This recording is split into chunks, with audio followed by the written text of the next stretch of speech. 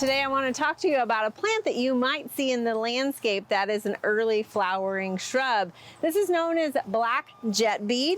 You can see it here behind me, and in fact, it still has some of the berries on it that are remnants from last fall. And the reason why they're probably still on there is because they are poisonous. You do not want to eat these berries. Now, this plant from a distance, I actually thought it was a white Carya japonica.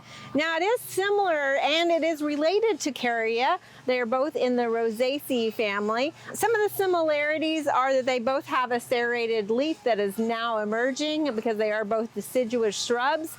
They get to be about 3 to 6 feet tall, and they also both have arching branches, but the branches look different. On Carya japonica, you're going to have a lime green branch, whereas on the black jetbead, you can see it has just more of a traditional woody stem to it. So you're not going to have that ornamentation that you might have on the Carya.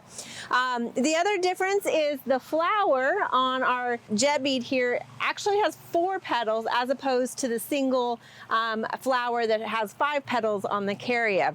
Now, typically in the landscape with the Carya japonica, we're going to see a double flower. That's the most common cultivar that's on the market, Plantaflora, that's just a little bit more showy. So that's kind of the differences. Now, the one thing that is nice about the black jetbead is that it is very tolerant of a wide range of soils, and including heavy clay soils as well.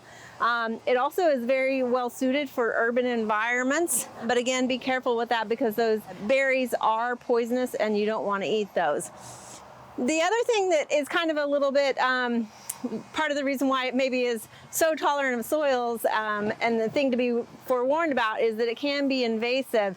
Mainly it's been shown to be invasive up in the mid-Atlantic area of the United States. Originally it is from Asia, Japan, and parts of China, but it's been here in the US since the late 1800s. It's primarily used as an understory plant, but it also can handle a wide range of sun exposure as well. So this plant is kind of a nice flowering plant with a single, almost like a white single rose-like flower, being in the Rosaceae family, but one that you might want to be selective about putting in your landscape.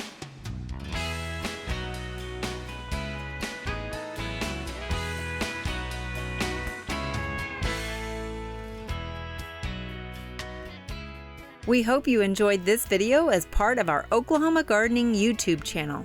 You can also find even more videos on the OK Gardening Classics YouTube channel. And join us on social media for great gardening tips, photos, and discussion.